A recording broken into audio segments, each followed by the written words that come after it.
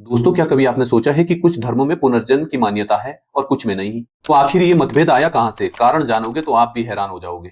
धरती के विभिन्न धर्मों में पुनर्जन्म पर यह मतभेद जुड़ा हुआ है मृतक व्यक्ति के अंतिम संस्कार से। जी हाँ, आपने बिल्कुल सही सुना है। दुनिया में मृत शरीर के अंतिम संस्कार के दो प्रमुख तरीके हैं। पहला है दाह संस्कार, यानी कि शरीर को अग्नि के हवाले करना। दूसरा है दफन संस्कार, यानी कि शरीर को मिट्टी के हवाले करना। अगर आप ध्यान से देखेंगे तो आप पाएंगे कि जिन धर्मों में दाह संस्कार की परंपरा है, वहां पुनर्जन्म की मान्यता भी है, जैसे हिंदू, बौद्ध, सिख और जैन धर्म।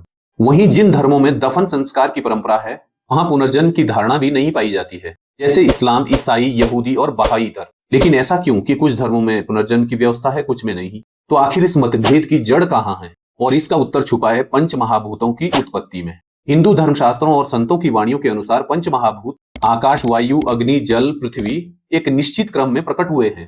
चलो इसकी जड़ में चलते हैं। हिंदू धर्मशास्त्रों और संतों की वाणियों में 9 घरों का जिक्र आता है। इन 9 घरों का उद्गम स्रोत है शून्य, जहां पर निरंजन का ठिकाना कहा जाता है। पहला घर हुआ निरंजन, दूसरा ओंकार, जिसे माया का घेरा भी कहा जाता है, तीसरा है पंचमहाभूत यानी कि पक्के तत्व, चौथा है अहंकार, पांचवां आकाश, छठा वायु, सातवां अग्नि, आठवां जल और नौवां पृथ्वी।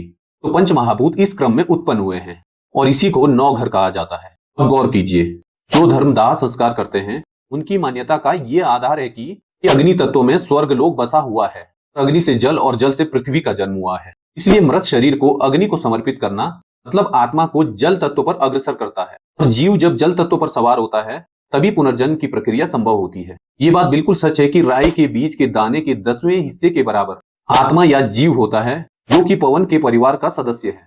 और जब इस जीव को शरीर धारण करना होता है तो वह जल तत्व पर आकर गिरता है, या आप कह सकते हैं कि जल तत्व पर सवार होता है। इसके विपरीत जो धर्म दफन संस्कार करते हैं उनकी मान्यता यह रही कि पृथ्वी अंतिम तत्व है, क्योंकि इसके बाद किसी नए तत्व का जन्म नहीं होता। इसलिए जब शरीर को पृथ्वी को सौंप दिया गया तो पुनर्जन्म की कोई गुंजाइश नहीं बचती और मृत्यु के बाद आत्मा का 84 लाख योनियों में कष्ट भी मिट जाता है। लेकिन अब बड़ा सवाल है, क्या वास्तव में पुनर्जन्म केवल संस्कार पर निर्भर है? जवाब है नहीं, यह मान्यता बिल्कुल अधूरी है। पुनर्जन्म दाह संस्कार या दफन संस्कार पर बिल्कुल निर्भर नहीं करता। पुनर्जन्म का आधार केवल और केवल कर्म है। आपके कर्म ही ये तय करते हैं कि आप अगले जन्म में किस योनि में जाओगे। मनुष्य योनि से सीधे मनुष्य योनि में जाना है या फिर 84 लाख योनियों का भटकाव सहना है, यह सब कर्मों से निर्धारित होता है। दोस्तों, कर्म एक तराजू की तरह है। इसके 2 पलड़े हैं, पाप और पुण्य। जिस पलड़े का भार अधिक होगा आगे का जन्म उसी के अनुसार तय होगा।